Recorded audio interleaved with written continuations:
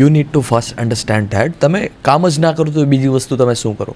શું કામ સિવાય બીજી કોઈ વસ્તુ આ દુનિયામાં કરવા જેવી છે? કશી વસ્તુ છે જ નહીં. હોલ લાઈફ, પૂરું જીવન છે એ કામ સિવાય બીજું કશું જ છે જ નહીં. તમારી પાસે કામ નથી તો તમે આળસમાં પોતાનું જીવન વ્યતીત કરશો.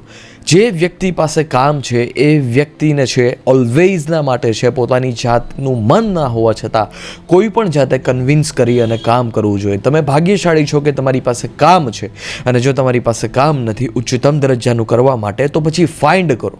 કેમ કે આળસુ લોકોનું જીવન છે બહુ બરબાદ જીવન હોય છે. પલ પલ માટે એની પાસે સમય હોય છે ફરિયાદ કરવા માટે. પલ પલ એની પાસે સમય હોય છે કયા વ્યક્તિએ એના જીવનમાં શું ખોટ કાઢીને ગયો છે. પલ પલ એ લોકો પાસે ટાઈમ હોય છે કે આજે કયા વ્યક્તિનો છે ઝઘડો થયો છે અને એમાં કોનો વાંક હતો. એ લોકો માટે પલ પલનો ટાઈમ હોય છે કે હવે છે એ જીવનની કઈ કપરી પરિસ્થિતિ આવવાની છે. બટ જો તમારી પાસે કામ છે તો પૂરું લોહી રગાડીને કામ કરો, જેથી આ બકવાસ દરજ્જાના વિચાર શ્રેણીના જેટલા પણ વિચારો છે એ બધા જ વિચારો છે એ બરબાદ થઈ શકે. એ બધા જ વિચારોને છે એ તમે મારી શકો. હોલ લાઈફ વર્ક સિવાય બીજી કશી જ વસ્તુ નથી. બાળપણથી લઈ અને જ્યાં સુધી તમારી ડેથ નહીં થશે, હોલ લાઈફ વર્ક સિવાય બીજી કોઈ પણ વસ્તુ છે જ નહીં. આ દુનિયા તમને કઈ રીતે ઓળખી શકે છે? આ દુનિયા તમને કામ સિવાય કોઈ પણ વસ્તુ રીતે ઓળખી શકે છે? નહીં. આ દુનિયામાં તમારી પહેચાન શું છે? કામ સિવાય બીજી કોઈ આ દુનિયામાં પહેચાન છે? કોઈ પહેચાન નથી. કોઈ પણ મોટું નામ હોય, કોઈ પણ મોટી વસ્તુ હોય, કેનાથી બની છે? કામથી બની છે. સ્માર્ટફોન ડેવલપ થયો છે, કેનાથી થયો છે? કામથી થયો છે. કેમેરા ડેવલપ થયો છે, શેનાથી થયો છે? કામથી ડેવલપ થયો છે. આ લાઇટ આવે છે ડેવલપ થઈ છે, કેનાથી થઈ છે? કામથી ડેવલપ થઈ છે. હોલ લાઈફ અને આ પૂરી દુનિયાની પૂરી ગેમ છે એ વર્ક સિવાય બીજી કશી જ વસ્તુ નથી. સો કમર કસી લો, છાતી કાઢી લો દુનિયાની સામે અને પૂરું લોહી રગાડીને છે કામ કરવા માટે તૈયાર થઈ જાઓ. Don't give you attention to everywhere. આપણે ટેવાયેલા છીએ, ખાલી એક આપણી જૂની ટેવ છે, એનાથી વધારે કશી જ વસ્તુ નથી. તમારું મન નથી થતું કામ કરવા માટે. તમે એટેન્શન કોઈ એવી જગ્યાએ ઉપર આપો છો કે જે જગ્યા છે બહુ બરબાદ કરીને તમારું જીવન છે રાખી દેશે. ક્યાં સુધી છે? હવે તમે તમારી જેટલી પણ જૂની જીવનની આદતો છે એ આદત મુજબ જીવન જીવશો. તમે જીવન બદલવા માંગો છો, ઉપર ઉઠવા માંગો છો, તો હવે નિર્ણય કરી લીધો છે આગળ વધવાનો, નિર્ણય કરી લીધો છે કે હવે એક ઊંચાઈ પર જવું છે, તો પછી શા માટે છે પોતાની જૂની આદતોની સાથે છે હવે જીવન વિતાવવું જોઈએ? આ સૌથી સ્પષ્ટ પ્રશ્ન છે જે આપણે એવરી ડે માટે છે આપણી જાતને પૂછવું જોઈએ. અને જો આ પ્રશ્ન છે આપણી જાતને ઈમાનદારીપૂર્વક નથી પૂછી રહ્યા તો હજી કંઈક છે આપણે ગડબડ કરી રહ્યા છીએ.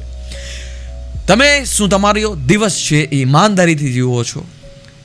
તમે શું ઈમાનદારીથી બોલી શકો છો કે આજે મેં જેટલી મહેનત કરી, આજે મેં જેટલું કામ કર્યું એ બધું જ કામ છે પૂરી ઈમાનદારીથી કર્યું છે? આજનો દિવસ હું પૂરી ઈમાનદારીથી જીવ્યો છે કે જે દિવસ માટે છે મને કોઈ પણ જાતનો છે એક્સક્યુઝ નથી કે નથી કોઈ પછતાવો. શું તમે આ કહી શકો છો? નહીં. તો કમર કસી લો, નિર્ણય કરી લો અને બસ આંખ બંધ કરીને છે કામ કરવા માંડો કે જે કામની દિશા છે તમને સર્વોચ્ચ દરજ્જા સુધી લઈ જઈ શકે. I know very well this is the boring way to 24/7 work, but it is the important. સૌથી વધારે મહત્વપૂર્ણ છે. દુનિયામાં કાયર લોકો તો ભર્યા પડ્યા છે. હવે દુનિયાને છે તાકતવર લોકોની જરૂર છે. દુનિયામાં લૂઝર્સ લોકો તો ઘણા બધા પડ્યા છે, પરંતુ દુનિયામાં હવે એવા લોકોની જરૂર છે કે જે વ્યક્તિત્વ છે પોતાના જીવનની પૂરી ઉર્જા છે કોઈ પણ સર્વશ્રેષ્ઠ કાર્યમાં છે ખપાવી શકે. કોઈ પણ સર્વશ્રેષ્ઠ કાર્યમાં પોતાની પૂરી ઉર્જા ખપાવી શકે અને ચરમસીમા સુધી જાય. દુનિયાને એવા લોકોની જરૂર છે. નબળા લોકોની દુનિયાને ક્યારેય જરૂર છે? તમે શું દુનિયા સાથે ક્વેશ્ચન કર્યો છે, પ્રશ્ન પૂછ્યો છે? નબળા લોકોને કોઈ બોલાવે છે? નબળા લોકોને કોઈ પણ પસંદ કરે છે? નહીં. આ ઇતિહાસ હંમેશાને માટે એવા લોકોને પસંદ કરે છે કે જે લોકો હંમેશાને માટે બળવાન છે અને ક્યારે પણ નબળા લોકોનો ઇતિહાસ હોતો જ નથી. અર્જુન જો યુદ્ધ ના લડ્યો હોત તો અર્જુનનો ઇતિહાસ ના હોત.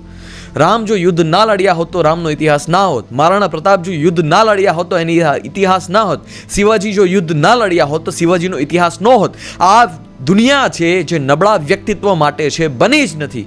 That's why strength is life and weakness is death, I all time say. અને સ્ટ્રેન્થ છે, તાકાત છે, એક જ વસ્તુથી જનરેટ થઈ શકશે, એ છે work. Right way and right work. This is the formula to be the best. મે બી તમે બેસ્ટ હોઈ શકો, બટ એનાથી ધી બેસ્ટ બનવાની કોશિશ કરો. મે બી તમારી પાસે સૌથી બેસ્ટ વસ્તુ છે, બટ એનાથી બેસ્ટ શું હોઈ શકે, તમે એનાથી બેસ્ટ શું કરી શકો, એ વે ઉપર ફોકસ કરો. ક્યારે પણ વ્યક્તિ છે 100% પરફેક્ટ નથી હોતો, બટ જેટલા લોકો છે એ લોકોથી ઉપર ઉઠી જાય છે ત્યારે લાગે છે કે આ વ્યક્તિ બેસ્ટ છે. બટ ઓલવેઝ ના માટે પોતાની જાતને ઇમ્પ્રૂવ કરીને એક નવા સ્તર સુધી લઈ જવું, this is the way to live your life.